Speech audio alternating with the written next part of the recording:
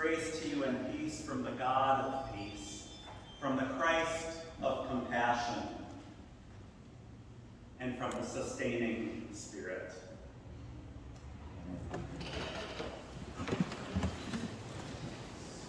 I'm going to silence my ringer in case that was me, but I don't think it was. Just making sure. We will sing in just a few moments the following words from the beloved old hymn, For All the Saints. It's the hymn of the day, all 8 verses, or seven. But we're going to sing this one in particular. And when the strife is fierce, the warfare long, steals on the ear the distant triumph song, and hearts are brave again, and arms are strong. Hallelujah. I'm not sure we're hearing much of a distant triumph song at the moment, as the fierce strife between ancient warring peoples in the Middle East rages on this day. Or closer to home, as our uniquely American addiction to firearms continues sending fellow citizens from bowling alleys to cafes to grocery stores to churches, just to name a few innocuous settings, to a violently premature death. The strife is fierce.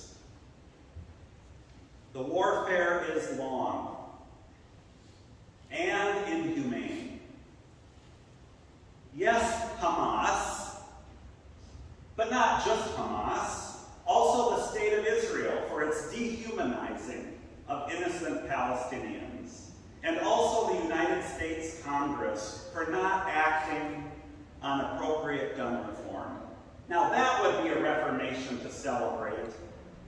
Really, I'd wear red for the rest of the year. If legislative hearts could be so bold and so brave.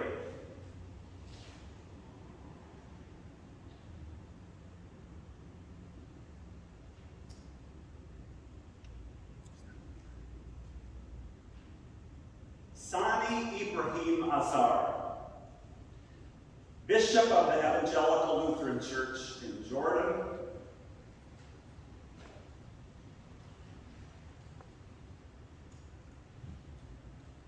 and the Holy Land, said in a Reformation Day sermon this past Tuesday, the 31st of October, Reformation, quote, "It is very hard to speak about hope in Jerusalem. Nowadays," he said, "the biggest challenge is to accompany our church members, as many of them are asking, when will it be our turn to die?" He goes on, "It is difficult to speak about hope in this context." He insisted in his sermon, quote, "It is important to make a distinction between Palestinians and Hamas. As Palestinian Christians, we have been here for many years, not recognized, but calling for reconciliation. We are serving people's needs, and we are working for the future of the whole human family." End quote.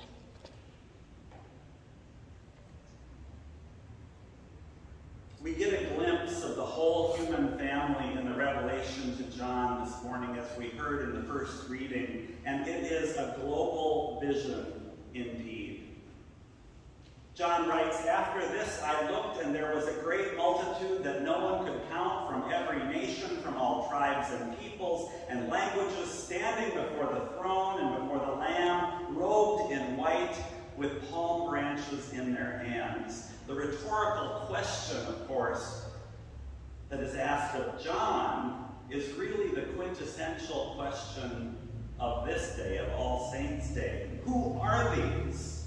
Who are these? And where have they come from?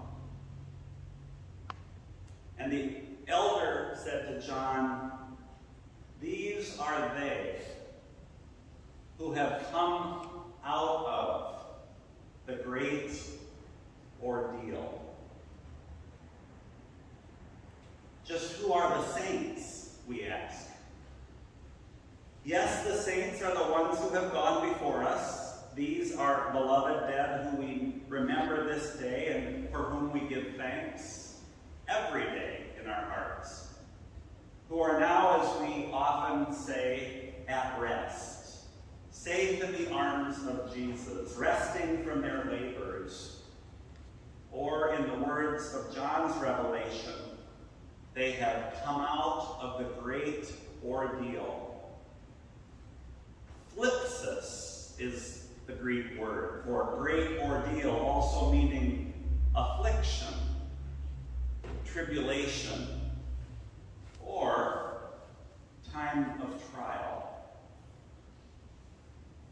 The vision John has in his revelation is of all humanity, those who have made it, those who have come out of the great ordeal, those who have been saved from this earthly time of trial, from this world of woe and of warring madness, of sorrow, of hunger, of pain, and even of global warming.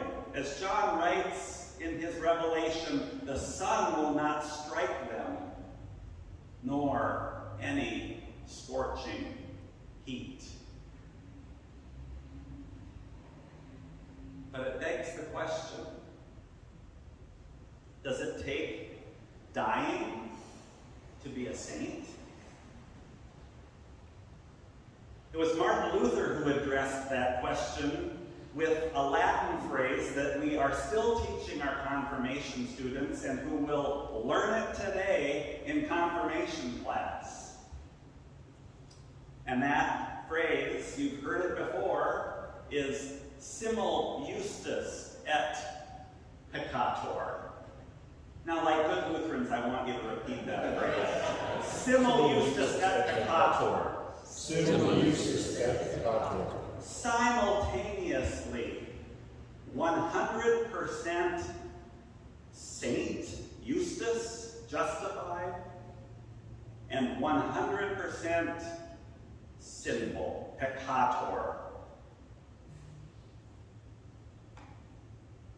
In her book, Accidental Saints, Lutheran pastor Nadia Bolz-Weber writes, quote, "What makes us saints of God is not in our ability to be saintly, but rather God's ability to work through sinners." End quote. But I'm going to repeat it. What makes us saints of God is not in our ability to be saintly, but rather God's ability to work through sinners. We who are still praying every chance we get, save us from the time of trial, are just as equally saints as the ones who have come out of the great ordeal.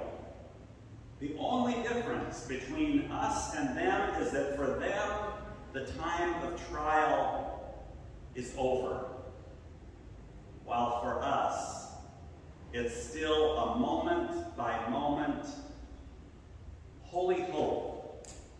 Frederick Buechner, noted author, calls it whistling in the dark. A holy hope that one day we too will come out of the great ordeal. They are the saints above who are with God. We are the saints below, with whom God promises always to be a very present help in trouble. Today, Jesus teaches us that in the here and now, in the present moment, we are blessed. Another word, another translation would be honorable. Another translation would even be happy. Blessed, honorable, happy. Just not in all those conventional ways that we would think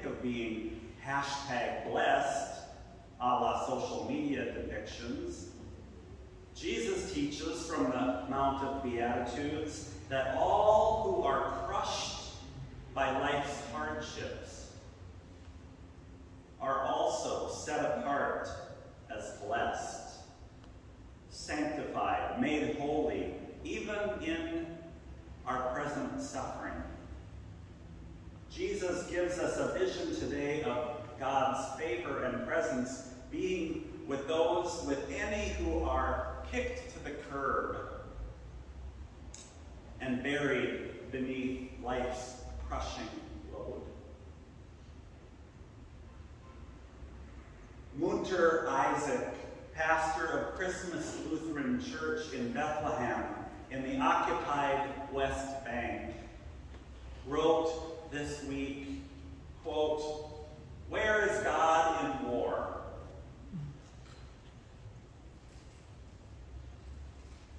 God is under the rubble." End quote.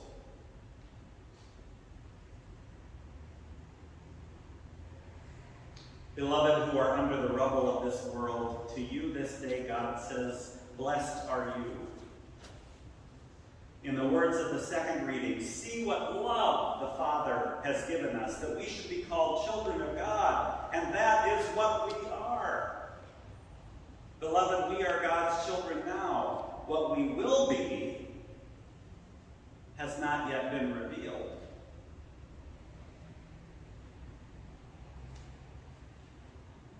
A distant triumph song may be muted this day by our sorrow and grief, by this great ordeal of a world beset by death and destruction. And yet the promises for now, while the fulfillment is not yet. Save us from the time of trial, we pray this day. Saints and sinners on our way through the great ordeal. While the saints that have gone on before us cheer us on from the grandstands of heaven as we continue to run the race that is set before us, looking to Jesus, who made saints out of sinners and who blesses all beneath the rubble. The triumph song may be distant, but the feast of victory is already set before us. Come one and come all. Welcome to